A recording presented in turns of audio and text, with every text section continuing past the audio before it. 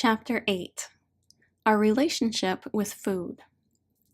To truly transform your health and increase your vitality, fill your body with love. Food addictions are no different than any other addiction in many ways. Early in life, most of us were taught to turn to food for emotional reasons. In nearly every culture, food is used for bonding and celebration. There is hot cocoa to warm the body and soul after playing in the snow with family and friends, cake to honor the birth of a loved one or coworker, and countless other celebratory reasons to eat. From our earliest moments, food is used for connection and comfort. A child suckling his mother's breast finds comfort, love, and peace as he fills his tummy. As the child gets older, there is ice cream after a heartbreak, or cookies to compensate for a difficult day at school. Having an emotional connection to food is understandable. It's impossible to avoid because we have to eat, and it's such a huge part of life and culture. And it's not necessarily a bad thing. The trouble begins when we disconnect from the reality that food is simply a part of the bonding experience, and instead attach to the false belief that food itself is our friend. Eventually, one often learns to skip the interpersonal connection altogether and go right to the food when feeling disconnected or out of balance. This is when food addiction and unhealthy behaviors take root. We begin to rely on sweets, familiar foods, and beverages to make us feel better. When we're craving connection and feeling lonely, we turn to food instead of a loved one. When we're feeling sad or unworthy, we turn to food instead of asking for forgiveness or understanding. When we're feeling unsafe, we turn to food instead of reaching out to those around us to create a better environment. We learn this behavior at such a young age that we've developed the ability to self-medicate with food without even consciously acknowledging our reasons for doing so. Eating for emotional reasons eventually catches up with us. Our weight, health, and vitality are affected by the types and amounts of food we eat. We begin to see negative effects appearing with our body, and we begin to feel insecure.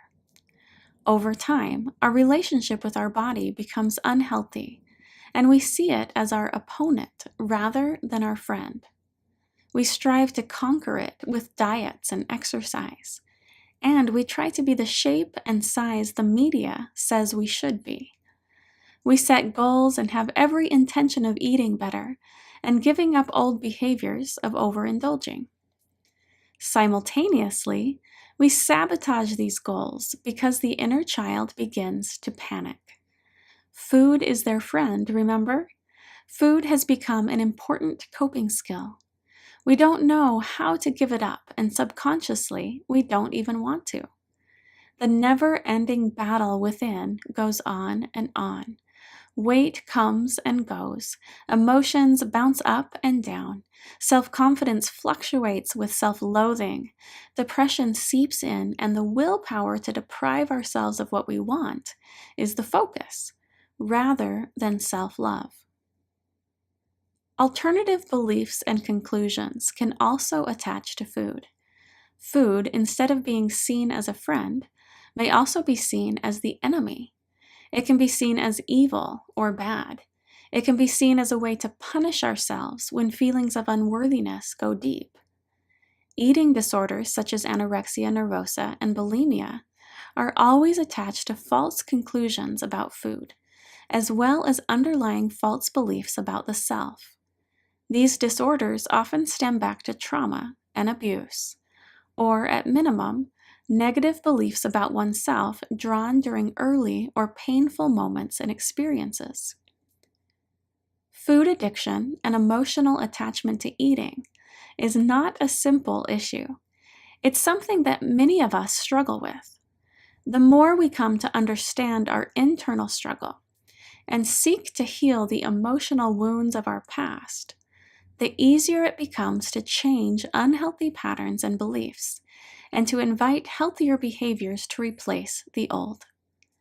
Healing our relationship with food and with our body goes hand in hand with healing our soul. As we learn to truly love ourselves and see our body as our friend, our destructive eating habits shift in rapid and drastic ways. Heart-centered hypnotherapy helps accomplish this reality by looking deep within and healing from the inside out. Seeing a heart-centered hypnotherapist for private sessions is a wonderfully effective way to discover and heal subconscious reasons for retaining weight and clinging to unhealthy eating patterns. Also, the Trim Life program, developed by Diane Zimberoff, is a powerful group class that uses heart-centered hypnotherapy and focuses on achieving and maintaining a healthy weight. It is facilitated by specially trained providers. You may search for a private heart-centered hypnotherapist or a Trim Life provider by visiting the Wellness Institute website, www.wellness-institute.org. As in-person sessions are not an option for everyone, I've personally created several online classes to help with food, weight release, and body image issues. As a practitioner, my purpose is not to play into the idea that everyone needs a supermodel body and that 0% body fat determines our worth. Instead, my purpose is to help people heal the false beliefs and unhealthy emotional attachments to food, and also assist in developing a positive connection with the body. My 21 Days to Love Your Body online course, full of powerful guided meditations, is the ideal way to begin shifting your energetic vibration to one of greater health and vitality. Supplemental courses to help curb sugar cravings and subconsciously shrink the stomach are available as well. Perhaps my favorite class in this category is Get Your Child Back on Track: Hypnosis for Healthy Eating. With this course, parents can help their children learn how to tune into their own body signals in order to maintain a healthy weight throughout their life. You may visit my website to learn more, www.healingforlifewa.com. As we heal the wounds of our soul and learn to listen to the needs of our body, we naturally make healthier choices with food and begin a positive shift toward greater physical and emotional health. Trenton, age 27, began hypnotherapy with the intention of better understanding his anger and feelings of worthlessness. He also struggles to develop meaningful, intimate relationships. He has been overweight since early childhood. Hypnotherapist: Where are you now, Trenton? Trenton: I'm in a grove of trees. There's thick grass underneath and fluffy clouds above me. I feel so calm, just lying on my back. He is still and has a very gentle smile curving just the sides of his mouth upward. His breath is steady and calm. Hypnotherapist: In this place, we're going to begin getting in touch with your highest self, the wise adult within you. We take a few minutes to do this. Now that you've begun this connection, allow him to take you to another time and place, a time in your life where he was with you to help you make a healthy choice for yourself. Trenton: It's when I decided to stop smoking marijuana. It felt so good to walk away from it. He pauses and then moves into another time and place. He also was with me when I decided to tell my mom that there was an older boy touching me. The calm turns to sadness and then to anger. Hypnotherapist: I feel that you're getting angry. Can you express these feelings, please? Trenton: I tried to tell her about the abuse. She just cut me off, almost like she didn't hear. She didn't care. She changed the subject. He's yelling now, his anger very deep. I encourage him to speak directly to his mother. Mom, I feel betrayed that you didn't take more action when I told you what was happening. I feel so angry you wouldn't help me or talk about it. I feel even worse than before I told you. I'm angry that now I keep things inside and pretend that they're not valid or important. I'm sad that you feel keeping up appearances is more important than helping me deal with this. It hurts so badly, Mom. I hurt so badly. And now the tears. With the anger released, the sadness and tears come in full force, washing down his cheeks like small rivers and choking on his sobs. Hypnotherapist. Trenton, what conclusions did you make here? Trenton, I am not important. My emotions are less important than other people's. Hypnotherapist. And did you make decisions about your behavior or your life in this moment? Trenton, I won't share anymore. It doesn't help. I'll keep everything inside. He pauses and goes on, with a bit of surprise in his voice. I also decided that eating more will make me big and strong. It will keep me safe from being hurt. Food helps me feel better, and it keeps me safe. Hypnotherapist. Is there anyone else you want to talk to? Other words and feelings you're holding inside about this experience? He begins to sob again and tells me he sees the bigger boy, the one who has been touching him. What do you want this boy to know? Trenton. I'm so mad at you. His voice rises and the anger finds its way to the surface again. I'm so mad at you. You treated me like garbage. You were never punished. I hate you for making me trust you. I hate you for abusing that trust. I hate you for getting away with it. And again, the energy shifts from anger to sadness, tears flowing freely. I wasn't good enough to protect myself. I wasn't strong enough to do anything to stop you. You made me feel so worthless, and I am sad. I am so sad.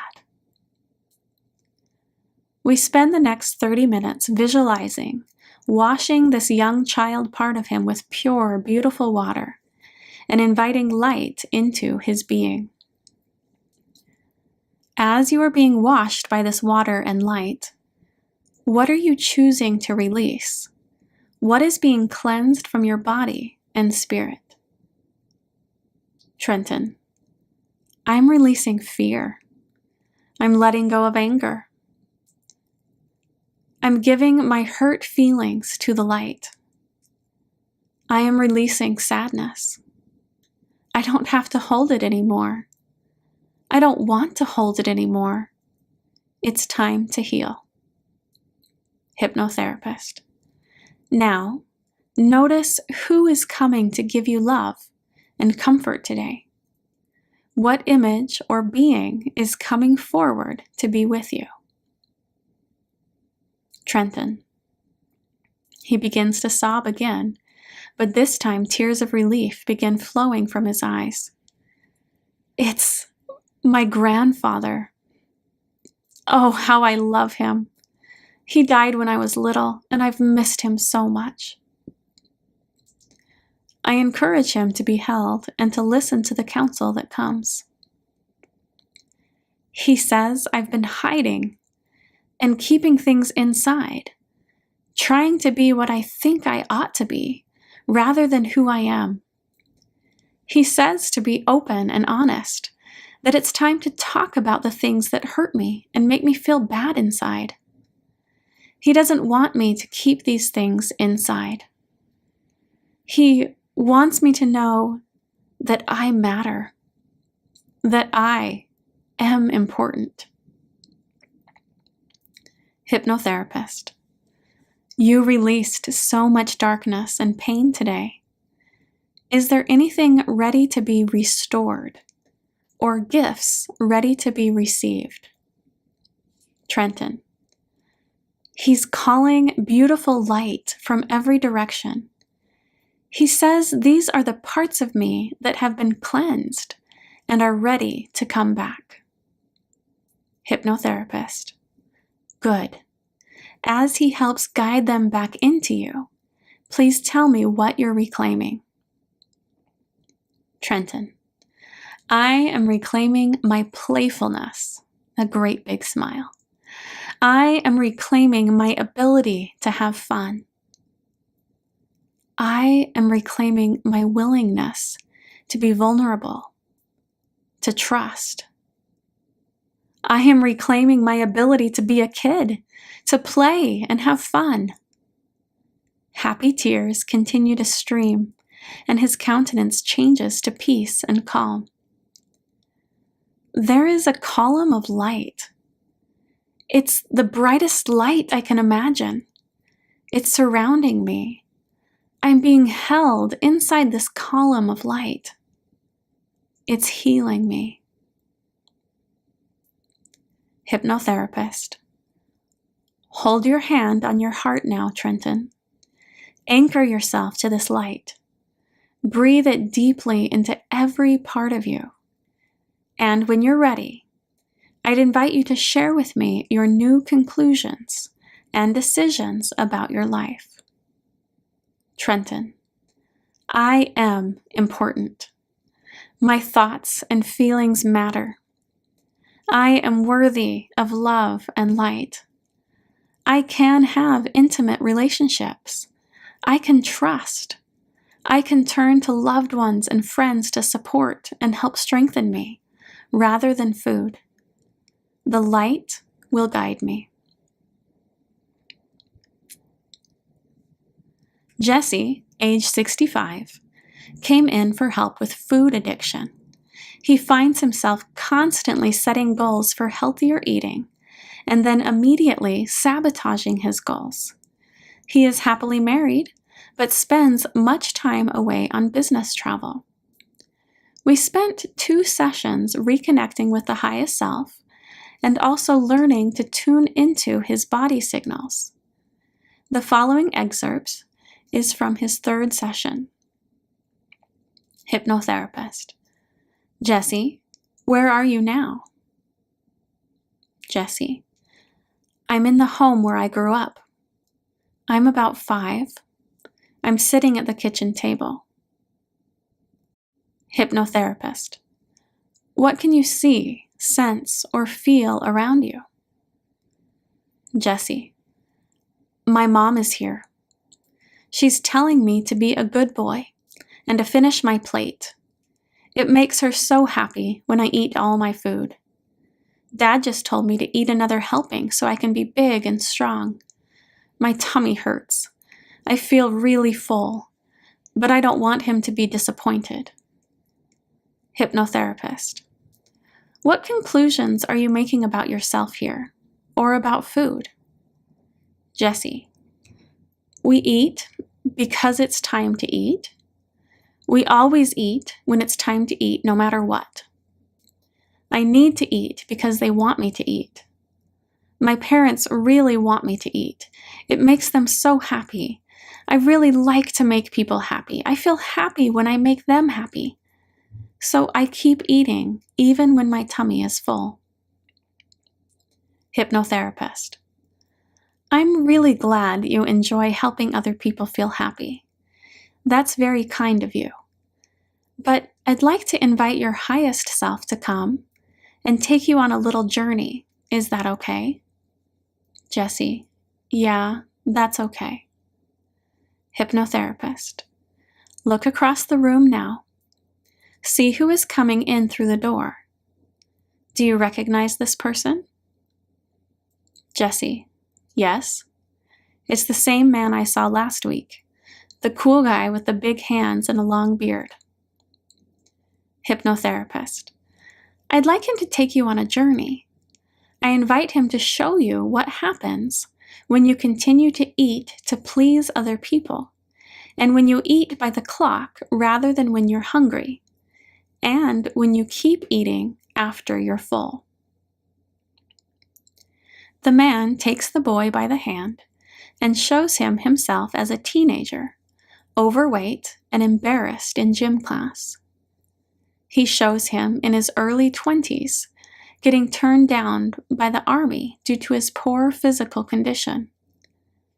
He shows him himself at his current age, unable to climb the stairs at work without getting out of breath, and unable to play with his grandchildren because it's hard to stand on his feet very long.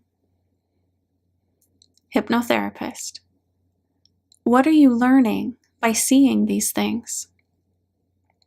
Jesse: I feel yucky and sluggish. I feel sad that my body feels so yucky. I don't feel happy. Hypnotherapist: you are a good boy, and it was very kind of you to try to please your parents and make them happy by overeating all of the time. But now you can see that it doesn't make you feel good. You can see that it's hurting your body and stopping you from doing the things you want to do. Would your parents want that for you? Jesse: no, I don't think so. They said they want me to be healthy and strong. Hypnotherapist: what does your wise adult think? Does he have any advice for you right now? Jesse: he says I can eat when I'm hungry, that I don't have to keep eating so much. He says my body will feel better if I only eat when I'm hungry and not when I'm bored or trying to feel happy. Hypnotherapist: does that sound okay to you? Jesse: yeah, I think so. I think I'd like to try it. I don't like what I saw and how yucky I felt. Hypnotherapist: well then, it's time to make a new conclusion about food. Something to help you make new choices with food and to help adjust your eating habits. You used to believe you needed to eat more than your stomach wanted in order to be happy and to make other people happy. You believed it was important to eat when the clock said it was time, instead of your body telling you it was time. What would you like to change these conclusions to now? Jesse: I am full. I am engaged in creating a healthy and positive life. I can choose when to eat and how much to eat, and I do so by listening to my body signals. Hypnotherapist: when you say these things, how do you feel? Jesse: I feel light. I feel happier already, like a real happy. I feel more energy too. My body seems excited to stop feeling so yucky. Hypnotherapist: is there anything you'd like to ask your wise adult? Jesse: I would like to know if he'll help me learn how to eat better and to stop eating when I'm bored. He's laughing now. He says, of course, we can do it together.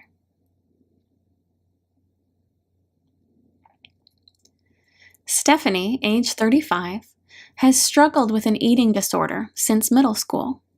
As soon as she thinks she's got it beat and her life headed in the direction she wants it, she finds herself compulsively binging and purging again. She feels completely helpless to stop the pattern, despite her conscious desire to overcome it and understanding of how it negatively affects her body.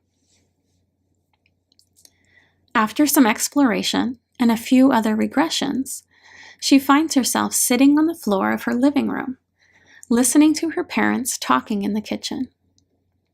Stephanie: my dad is telling Mom she needs to lose weight. He's telling her she's unhealthy and looks like she doesn't care about taking care of herself.